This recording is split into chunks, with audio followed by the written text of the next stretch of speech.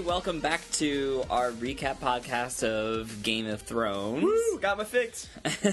Today we did episode 3 of season 1, entitled Lord Snow, and a lot of things happen in this episode. Lord Snow? Yeah, Lord Snow. It snowed outside today, and I said to myself, winter is coming, but it's actually spring. It is, and it is. And the Lord Snow, of course, referring to the nickname they give Jon Snow at the Wall, because he's the fancy, Yeah, when he goes in there and just hands them all their buttons, like, here, look, you suck. Yes.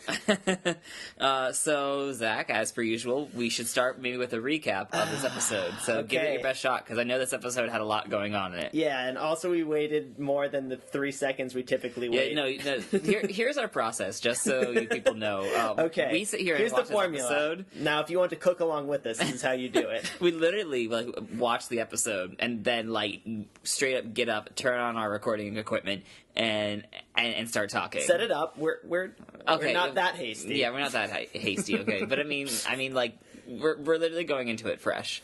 Okay, at least for Zach. So I mean, if you thought I was dumb before, just wait. This is gonna be a good one. So give us the summary. All right. So enter Ned Stark. He enters King's Landing, and they're all like, "You're not dressed very fancy," and he's like, "Deal with it." And so he walks inside to the table of the bros, and they're all like, "Okay, so Robert pretty much doesn't do anything. We kind of run this." And he's like, "But we can't do anything that Robert..." Shh, honey, you'll understand soon. And they're like, "Okay, so first business, we're going to hold you this fancy tournament that's going to equal 120,000 gold out of the coffer." And he's like, and they're like, "Yeah, okay, we're 6 million dead." Hold up. I did not sign up for this. Sorry, this is America. I mean Westeros. And we buy off the Lannister name. So the Lannisters basically already own the kingdom. I'm sorry, I know I'm breaking down the things in there, but it's becoming more and more apparent how Lannisters are everywhere. The Blonde Plague has The Blonde Plague, I love it. And let's see. So he meets with all of them, and he meets Pimp Man, Maestro Knows It All, Maestro I'm Really Old, and Other Guy. So that's who's running Westeros. And Other Guy, I love it. Yeah, he I don't know, he might have had some importance. He probably does. There's books. Frig. Oh god, what happened? And then, well, I can at least tell you that Catelyn Stark, not Katniss, but I adore that nickname, comes into the Capitol, and they're like, "Hey, you can't go in there." It's like, "To heck I can't." And there's like, "Come with us." She's like, "This is a whorehouse. You are a bad person, Littlefinger." And he's like, "Aha, you know how I play. Are you still married?" And she is still very married, but actually quite thankful, because then Ned's all like, little pinky finger man, all like, hey Ned, hey, guess what? I know something you don't know about your wife, who you think is in the north. And he's all like, dramatic pause, and then they're at the whorehouse, and he's all like, you keep her here? What kind of sick joke is this? This is not how we become bros. And then she's like, "Ned, chill out. Stop choking the man. We have an ally." And he's like, "Oh, okay, cool, neat." And they, Maestro Information Master comes out and is all like, "I know everything." He's like, "Really, what's my name?" "Your name is Cat." And he's like, "Holy cow, you know names." And then he's like, "Look at this sword. It's a knife. Good job, Maestro Information Master." And then he's like, "It's Valyrian steel." And it's like, "How do you know?" "Because all the other steel in the land evidently sucks." Or some weird color. I don't know. I have many theories. And so, let's see. We're going to throw the order of how things happen to the wind. We're going to go I think we've already done that. Yeah. I kind of put together relevant plot points. Also, there is a little aside where Robert is sitting and drinking, a champ and, being super bitter about the world, even though he's, ruling it. And he's just all like, "Oh, man, what was the first one you had like?" And he's like, "Oh, I know where this is going." It's like, I, chopped his head off. And it's like, "Oh, wait, nope, not where he thought this was going." And he's, recounting war stories, and then he, calls in good old Fabio Jamie, and he's all like, "Hey, dude, you're kind of a joke, and also, what was the first person you killed like? And he's like, well, I don't know what they said because I chopped their head off. I was like, all right, nice. And what did the Mad King say to you? Then they burn them all. And it's like, he listened to too much Skrillex. And we cannot also forget that the pissing contest is still happening between Ned and Jaime, as Jaime, like, lounges his Fabio hair in front of the Iron Throne, all like, oh, it's gonna be mine, honey. And Ned's like, what are you doing? He's like, nothing. I wasn't conspiring or anything. Also, you're stupid and I hate you. And Ned's like, well, you're a joke. And then they both walked away really angrily. This is like high school. Yes. This is what this devolves to in my head. Like, Westeros High. Westeros High, where people get to kill each other, and detention is actually the wall. Yes.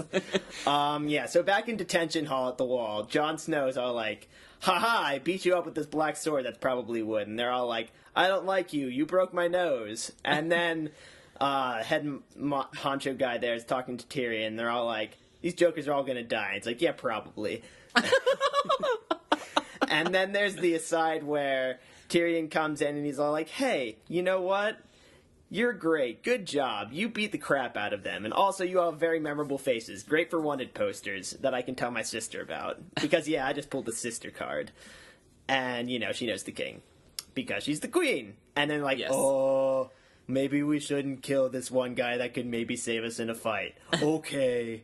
And they go away. And then Tyrion's, like, hinting that Jon needs to be, the bigger man and, help these little fledgling people out that, stole to save their sisters' lives and, did these things because, they were forced into a corner. And he lived a pampered life. So the bastards had that sort of a heart-to-heart. Yes. And let's see. Going over to Pectoros. Pectoros? With Dothraki? Drogo and... Drogo, Drago, and Trogdor. And, Khaleesi, and she is with baby, and she's like, how do you know I have a baby? It's because I felt your boob. And it's like, oh my goodness.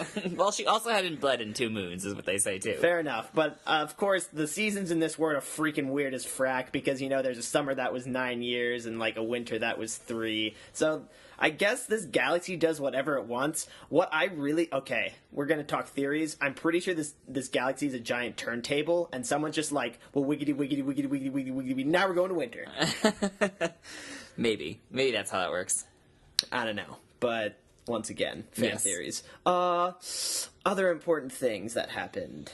Let's see. Jon Snow also met up with Benji up on the top of the wall, and it's like, I am First Ranger. It's time to get out there into the north. He's like, I'm gonna come with. And he's like, no, you are not ready. He's like, but no. And he's like, okay. And then he kind of did his trademark sad face. Sad face. He does have a good the blank sad face. It's not even like a sad face. It's just sort of like a I it's have like no a pout. feel. Yeah, it's a little bit of a pout. It's not like I don't know. I mean, it's not like a pout, it's weird. But it's like a smolder pout. It's a lot of different things at once, which I feel like it's just his neutral face, and maybe that's why they hired him, because they walked in and it's like, you nailed it. It's like, I didn't do anything. Perfect. Okay, and so yeah, he doesn't get to go into the wall. And there's also talk with Tyrion among some old cadre people, and they're like, dude, we're gonna get wrecked because we used to have tons of castles with tons of people up here, and if winter comes, we're pretty sure we're all gonna die. And Tyrion's like, cool, duly noted, but brothels are more important. Other things. Oh yes, how can you forget Cersei's talk with her son. It was like parenting 101, tell him that he can rewrite history because he's in power, and it's more like bad parenting 101. Yeah, well, parenting 101 if you want your life to be like Psycho or something. I don't know. But yeah, she's telling him all this, and he's all like, do I have to marry the pretty star girl? And he's like, do it.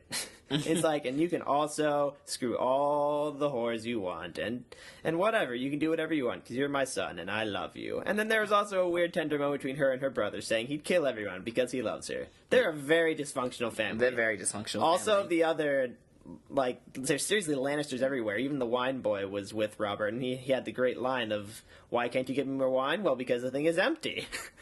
Good job. Good job. They may all be inbred. They might be. Also, there was mention that Jaime got beaten a jousting thing by some Knight of Flowers, and I'm assuming he's Tuxedo Mask that rides around on a horse. I have no comment on that. I assume that there's probably many comments, but whatever. I'm assuming this man actually like shot a rose in his eye and then stabbed him with his jousty pole. Whatever. Let's see. Other things of importance. Oh yeah, back in Pectos, there was a showdown with Khaleesi and her brother, where Khaleesi's brother's like, oh yeah, venereal disease Malfoy is all like, oh my god, I don't have any power, even though I have the hunger for it. And Khaleesi's like, wait, cool, neat. She's like, I do, because I'm Khaleesi now. Yeah, she's starting to get it. She's also starting to learn the language, which is neat. Yes. I don't know. Dothraki's neat. I don't know. Yes. Maybe just because I think English is boring. It might be a little bit boring. Yeah. No, it's not. Okay, I'm sorry, English majors out there. There went 25% of the audience. I apologize. I'm the worst. We established this. Okay, anything else that I can remember? Oh yeah, Bran Flakes had that talk with like the old lady, and that's where I got a little bit more on like the time and how terrible winter is. And he's like, I want scary stories. And then she told him about like the White Walkers and the spiders and the Slenderman, and he's like, I like this. And then his brother came and he's like, oh my god, I don't like this anymore. And he's like, I want to die. And I was like, you don't say that. It's like, I say what I want, and I want to die, because I am a cripple.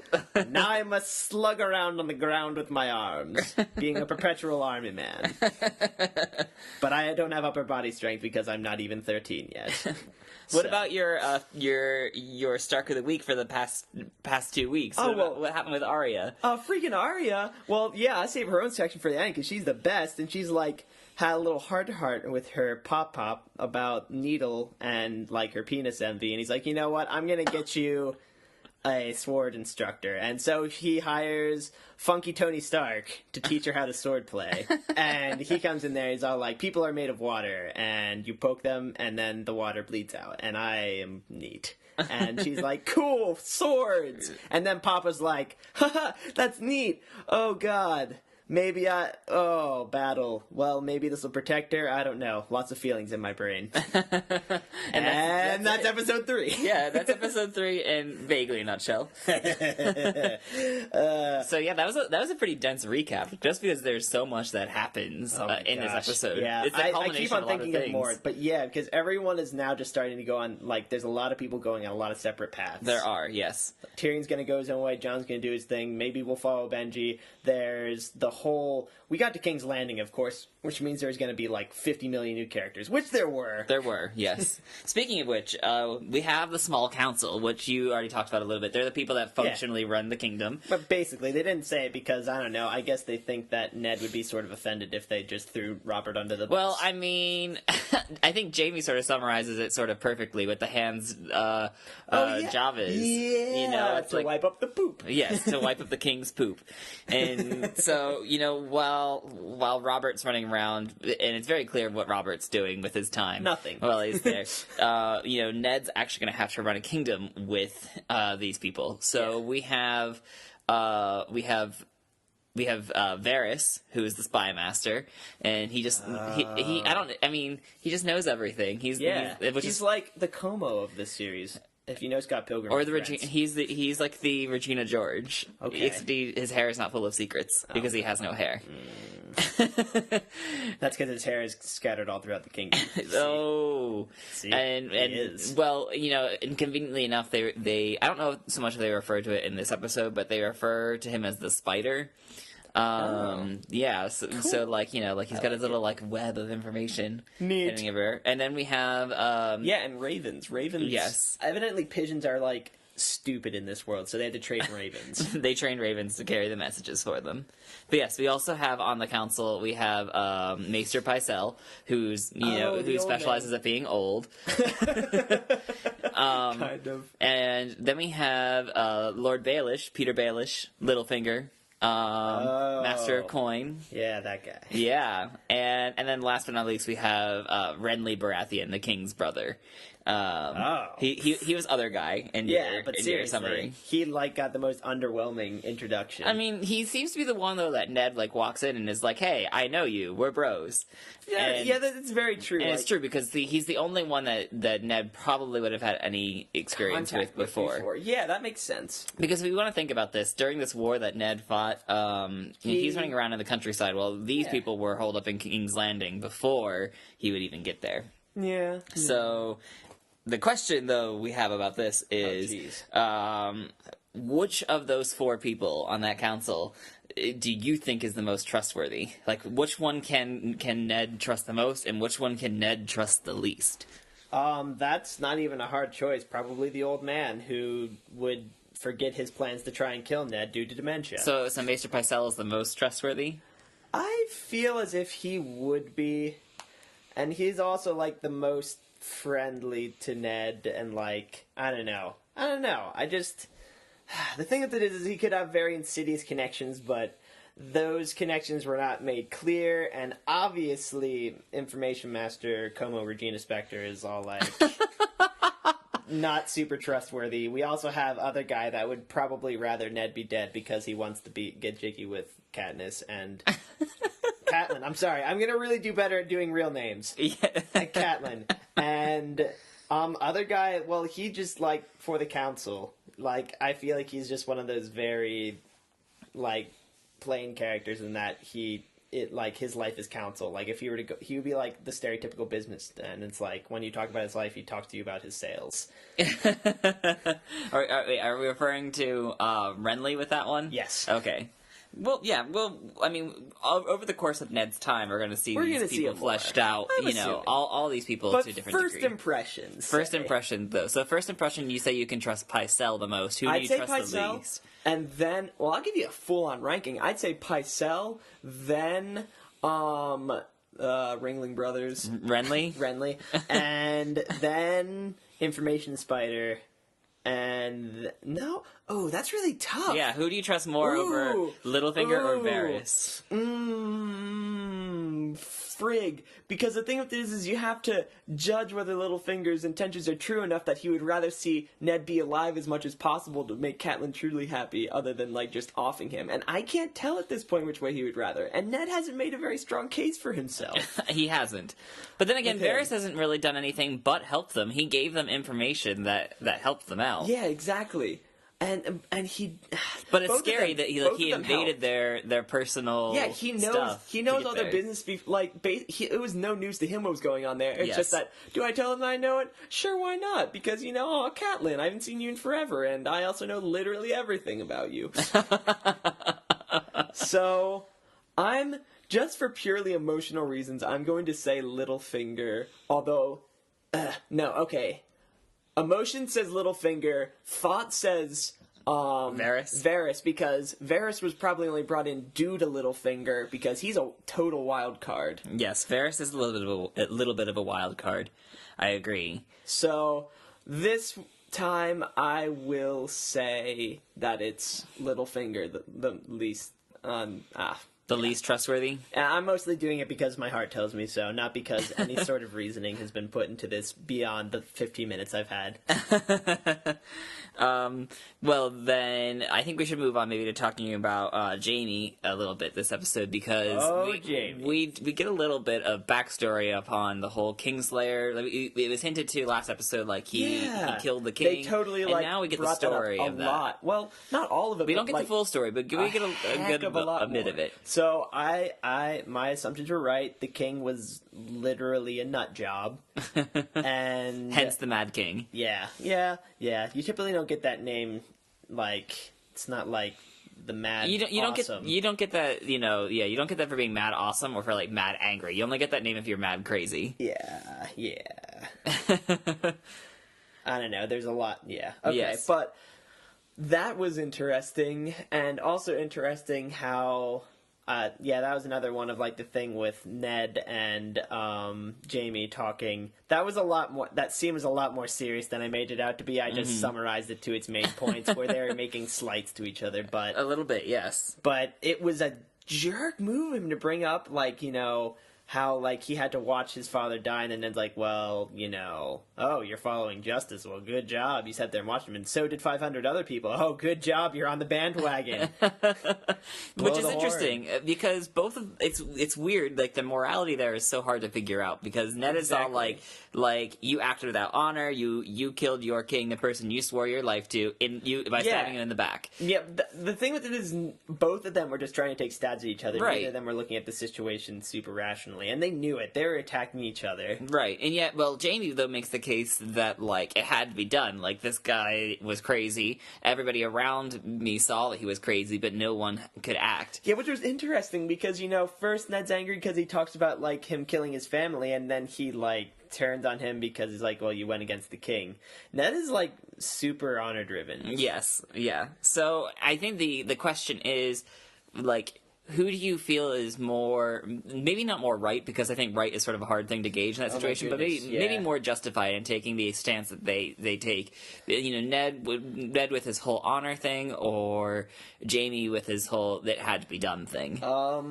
Well, the thing of it is, that's hard, because Ned thinks it would have been better if he had opposed him sooner, because obviously many terrible things had happened. It just had to be sort of like the straw that broke the camel's back, that the last people that were killed were the Starks. When he specifically even said it didn't have to happen, which, I don't know. Like, that's the thing. Because he may have done what was probably not even probably, was definitely the better thing to do for the kingdom and everything, but there's so much personal agenda behind it. Well, even Jaime seems to display a degree of touchiness over the subject. Like he kind of like clams up a little bit when Robert brings it up. Because normally he's like super smug and stuff, and he just like goes deadpan when that's brought up. Yes. So I don't know. It's a tough one to figure out. Especially I'm giving it more to Jaime, because especially if Ned is trying to defend a Mad King, right? It shows honor is not a bad thing to have, but honor to the fact that you would talk about, like, and you should have let him just straight up burn my family. Right.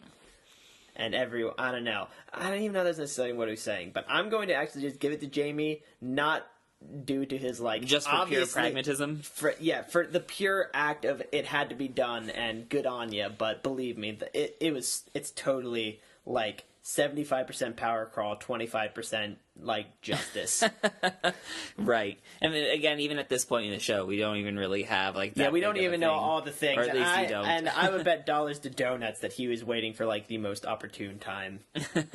Yes. The other thing I think is interesting about this episode is the already sort of the dichotomy that's set up between the wall and like everywhere else, where like the wall just seems to function on like different things altogether. And even when Jon gets there, he's like, "Why did nobody tell me that it was like this here?" And that it was actually terrible and stuff. But it's almost like it functions on like just a different set of rules entirely. So like there's like a line up there where when Jon is talking to his uncle Benjen, and when Jon's like, "I want to be a ranger with you," and Uncle Benjen is like, "No, you don't." That. He's like, "Yeah, like, you know, on the wall you get what you earn." And yet, and that was the first time I think we got to really see Jon Snow be like you know, slighted because his lordliness was not immediately putting him in front. Right. Which is interesting because in the same episode, we have the whole talk with Cersei and Joffrey about how, like, truth and history is what you make it. They kind of are like two different paradigms that people are functioning on in Westeros. And yet the assertion is, like, at least for the people on the wall, that this is the way... It's a merit-based system. You prove that you can actually do it. We're not going to put you in there because you're a lord and good job. Right. But I think the other underlying thing is, like, this is the way the world actually is, and we're like, not only are we separating... There is a large level of ignorance. Yeah. Like, that pervades It's like, because everything. that wall is there, the rest of the world can function in some other different way. Exactly. They can just, like, smell the posies and roses and, you know, White Walkers for everyone else. So I think it's a definite... interesting dichotomy there. How do you think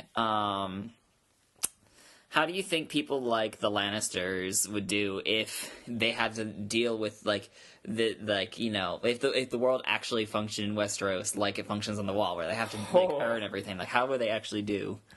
Well, the thing with it is the High Mover and Shakers would probably do just about as well. Mm-hmm. I still feel like Jaime and Cersei would do well, but their children would be extremely different. Like Joffrey? Yeah, like Joffrey might not actually be a jerk. Maybe. Because he was pampered up by his mother to get whatever he wants, and he gets it. And yeah, if it was based on a merit system, your child had to perform well, you'd make them perform well, and you wouldn't be able to cover for them because they have to work on their own merits. Which is interesting because we see that exact thing sort of happen with the Dothraki, with Viserys. Oh yeah, over there. Yeah, because he doesn't mean a dang thing. No, he doesn't, and like he's unquestionably got the best name there. Like he's by everybody else's standards, he should be cream of the crop. Yeah, exactly. Thinking on their like lordly standards, but that. Doesn't crap. Yeah, they force him to walk with the people, which is like what the slaves are doing. Exactly. Which I think is so funny. And the thing with it is the best part about it is he I don't know exactly how much he gets it, but the fact that like I guess he does because his dumbfounded look gets that he's being treated like a slave from their culture who he finds way beneath him. Actually, that's probably one of the worst things they could have done to him rather than killing him. And the best thing is I think everyone in that scene kind of understood that. Yes. Whoever that one dudely was. I think his name was mentioned, but yeah. Yeah. Well, then let's move on to the sort of weekly wrap-up questions we have here. I think this episode, was there any death in it? I think we might have to skip the death question that we typically had. Let's think about if anybody died. I do not think... Did we go an episode of Game of Thrones without anybody dying? Write that down. Oh my gosh. Because, well, yeah, there's just the only fighting that was in this was like the play fighting on the wall. Right. And nobody actually died there. Yeah, it was just a lot of talking and introducing people. There was so many things introduced they couldn't kill anyone. Congratulations, we've got an episode without anybody dying. Hooray! Hope count goes up 10%. So we can skip the question of who had the best death and the worst death, but let's move on since this was a heavy thing on sort of like the plotting and the scheming. Let's move on to who laid the best plan and who laid the worst plan. So let's recap the plans. We have there's the whole plan to kill old Bran Flakes. Yes. Which Cersei calls out like, "Hey, that's stupid," and Jaime's like, "I don't care. Like, it's done a war for you." We don't know if it's because the thing is, it is initially implied that it's Tyrion's fault because they figure out that the knife is like they can trace it back to Tyrion. And didn't Littlefinger say something about it? Yeah, because he lost it to Tyrion. It was Littlefinger's originally. Yeah, because Tuxedo Mask beat up Jaime. And yeah. So, anyways. So yeah, we have that plan. We also have Catelyn Stark's plan to say that hey, maybe the Lannisters aren't quite so great. Yeah, to fully sort of look into this matter, and she's kind of got the help of Littlefinger a little bit.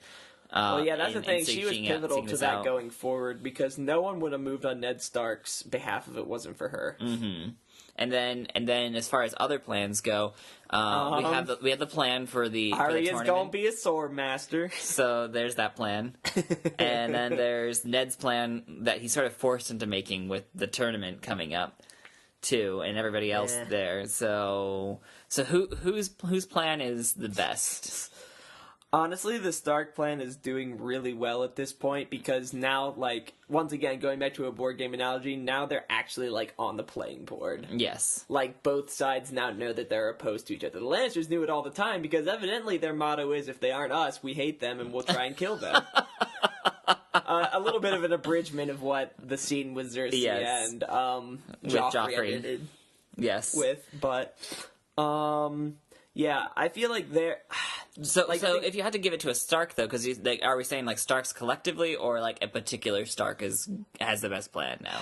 Because you have, I don't know. Ned seems to have a lot of things working right now because he brought in a sword instructor for Arya. He's put into motion this tourney, and he's working with Catelyn and Littlefinger to investigate sort of the manipulating. But I feel like if we have to give a specific start, it's Catelyn because she's the one who really sets stuff in motion. Ned's doing things. He's doing plans on a reactive basis, on here are things that you have to do as the hand, do them. Catelyn was taking charge and putting something into motion and I would agree. Listen, this needs to happen because we know that it's probably Lannisters and you watch yourself.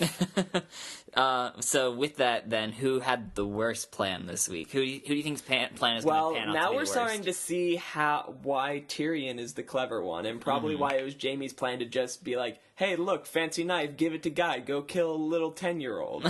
Because they didn't even wait to see if he remembered anything to try and refute him. Although trying to silence him after the fact would probably be almost worse, but still. Well, it's interesting how Cersei sort of sticks up for him a little bit. I don't know if that scene where she visits Catelyn when Bran is still in a coma, so that maybe makes that a little more genuine. She's sympathetic to Catelyn, or is was that just more lies and bullcrap? I feel like it's not a 70-25. It might have actually been a 50-50.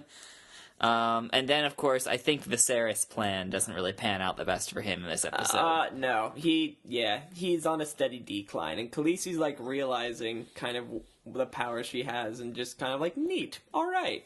I don't feel like she's, lording it over things, but which is great because she, fully understands the position she's in and she doesn't, undermine her position or, overinflate her position. Right. I would agree. Also, she's pregnant, so she gets what she wants. Well, let's move on then to Stark of the Week. It's a good question to have, and we need to figure out this week because a lot of Starks are doing a lot of different things. A lot of Starks do a lot of different things. So who? There's the great moment with Bran Flakes being all emo, and then there's Robert being all don't be emo, and then Catelyn's all okay, cool, don't die, husband. And I really wish you hadn't taken this job, you idiot. Yes. Arya's just being awesome. Sansa is being a little butt nugget who returns her Christmas gifts. Yes. Because she doesn't understand that her father's clumsy at loving but her. But also, I mean, yes. There's the point that, her father is clumsy at loving her and buys her a doll and she's a teenager and it's sort of weird. Yeah. I don't know. But who gets Stark of the Week? Who gets Stark of the Week?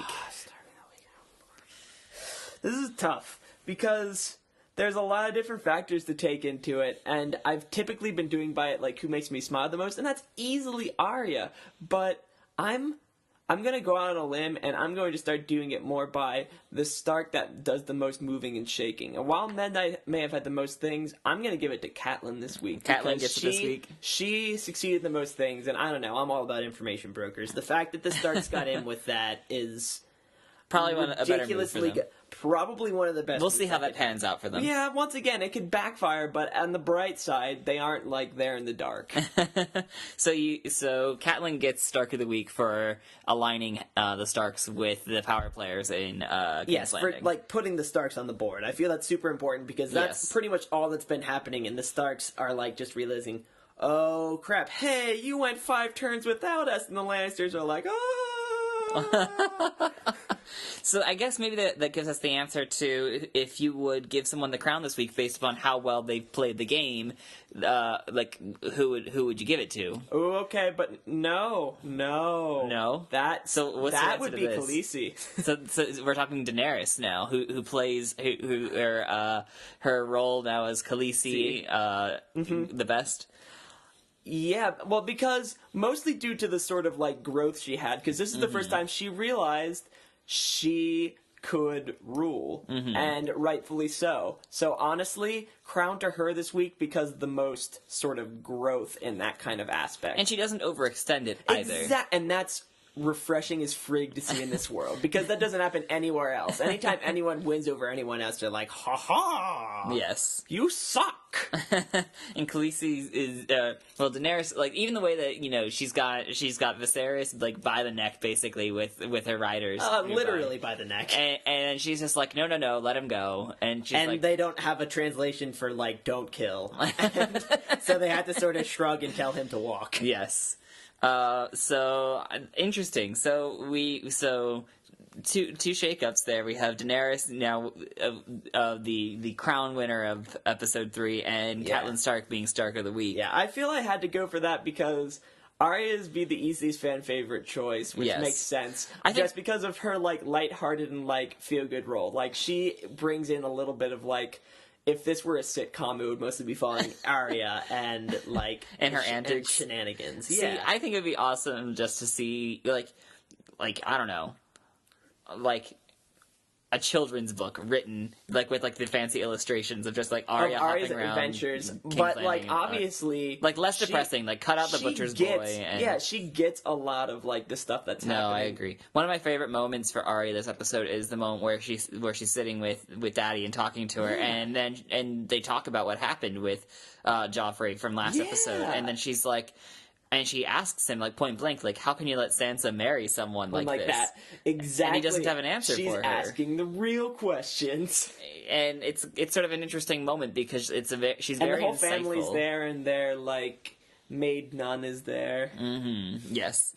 So, relatively little death this episode. A lot of things to be introduced. A lot of things playing out. Well, are we going to count the fake deaths that Arya had in her sword practice? I don't think so. that would bring up the kill count. That would bring up the kill count. But on a scale of 1 to 10, Zach, how hopeful are you about next week? How much hope do you have for the things to come for these 10% people? 10% due to them getting information brokers, and 5% because I'm feeling... nice, so 65% hopeful. And I guess I'm... So 6.5 out of 10? Yeah, 6.5 out of 10, and I guess it's weird. It's weird because to be hopeful you have to pick a side, and I guess I'm picking Stark's side because I prefer the honor side, and also the blonde plague of Lannisters is like... I don't know. I don't like it. Yes. It's kind of you don't even realize it till like you're there, like how they're everywhere, and it's funny because I guess they're the only people with blonde hair. I don't know. I mean, Daenerys has blonde hair. That's different. It's white. Yeah, it's kind of like a white, like Sephiroth white. But yeah, so that's this is definitely an interesting episode. So I think the thing to take away is that we're building up. How King's Landing works. Yeah, okay, and how it's sort of a different battlefield. Next episode, probably going to be some more build-up. Yeah. And there's going to be a thing that happens, but around 5 or 6, there's going to be a drop, then there's going to be another build, and then, like, the end of the season's going to be enough to make the entire internet cry out simultaneously in pain. Because that's what happened after every ending of a season of Game of Thrones. I had to generally turn off my computer and, like, not look at anyone's words. Yeah. The question is, how, moving forward, how are you going to see, how do you see the, sort of the direction that these characters are going and going to take them? Like, are things going to turn, how do you foresee Ned and Littlefinger interacting next episode?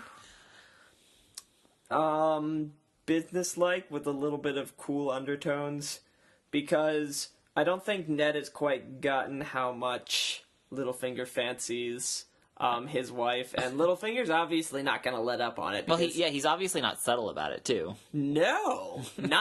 Like, for someone who runs the kind of place he runs, you'd think he would have more, like, I don't know. More, like, sense to keep his desires to himself. Yeah, well, whatever. And what about over on the other side of the sea with Daenerys? How do you see that continuing to play out? I have absolutely no idea. I think that they're just, like, playing road songs and going on down the merry old path. I don't know. The thing with it is they definitely have a plan, but all their plan is revolved around is just, like, I guess they're just trying to get their ponies as close as, like, to the narrowest part of the narrow sea, and then, like, hope they can swim across it. use their pecs to breaststroke across in unison. We're gonna have to see how this works. I am expecting pecs coming across the narrow sea. An army of pecs. An army of pecs. Well, I think that's probably the most accurate prediction that Zach has given yet. just anthropomorphize pecs, just swimming across the giant ocean. And I'm hoping there's to dragons. punch Joffrey in the face. I just want pecs riding dragons across the sea. Yes. Well, we'll just have to wait and see. You.